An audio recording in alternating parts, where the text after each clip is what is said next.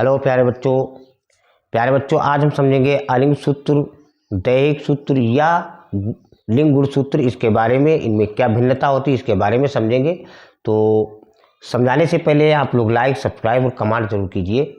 तो जीवों में प्राय 2 प्रकार के गुणसूत्र पाए जाते हैं। अब मानव में गुणसूत्र जो होते हैं वो 46 होते हैं और ऑटोसोम्स वो 44 होते हैं। तो गुणसूत्र जोड़ों में हुए 23 और ऑटोसोम्स जोड़ों में हुए 22। तो जीवों में 2 प्रकार के पाए जाते हैं। एक होता है कायिक गुणसूत्र जिसको हम बोलते हैं ऑटोसोम। अब एक होता है लिंग गुणसूत्र जिसको हम बोलते हैं सेक्स क्रोमोसोम। तो कायिक गुणसूत्र अब जिसको हम दैहिक बोलते हैं यानी सोमेटिक भी होता है। तो ये जो कायिक गुणसूत्र होता है ये दैहिक यानी सोमेटिक लक्षणों का, तथा जो लिंग गुणसूत्र होता है वो लिंग का निर्धारण करता है, यानी पुत्र होगा या पुत्री होगी। और द्विगुणित जीवों की प्रत्येक कोशिका में गुणसूत्र जोड़ों में पाए जाते हैं। अब जोड़ों में हमने आपको बताया कि XY, अब पुरुष में XY और मादा में XX, लेकिन है जोड़ों, तो जोड़ों में ही पाए जाते हैं। और लिंग गुणसूत्र जोड़ों में गुणसूत्र यानी जो लिंग गुणसूत्र होते हैं वो जोड़ों में समान भी हो सकते हैं और असमान भी हो सकते हैं। अब समान कैसे?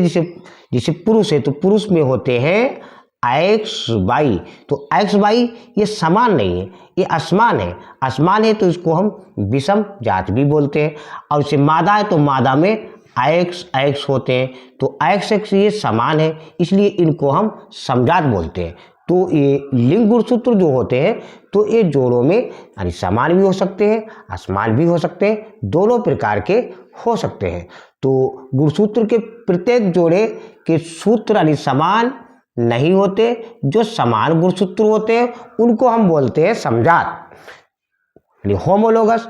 और जबकि जो असमान गुणसूत्र होता है जैसे पुरुष में तो उसको हम बोलते हैं विषमजात या हेटेरोसोम। और मनुष्य में कुल 23 जोड़ी गुणसूत्र होते हैं जिनमें 22 जोड़ी दैहिक गुणसूत्र होते हैं। और पुरुषों में जो गुणसूत्र होता है जैसे X और Y, तो पुरुषों में जो X होता है डंडे की तरह, तो ये दंडनात्मक, तो इसको हम, ये बड़ा होता है, आकार में बड़ा होता है। और जो Y होता है ये छोटा होता है और ये विषमजात होते हैं। और जो मादा होती है इनमें समान होते हैं, इनमें दोनों समान हैं।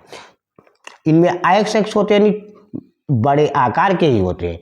और ये जो हमारा जैसे 23 जोड़े हुए तो 23 जोड़े में 1 से 22 तक के गुणसूत्र जो होते हैं उनको हम ऑटोसोम बोलते हैं। और ऑटोसोम के अंदर ही जीन होते हैं और जो शरीर के विभिन्न अंगों और कार्यों के लिए एक आवश्यक एक प्रोटीन बनाते हैं। तो ये हमारा दैहिक लिंग गुणसूत्र में भिन्नता के बारे में। बच्चों आप लोग लाइक, सब्सक्राइब, कमेंट जरूर कीजिए।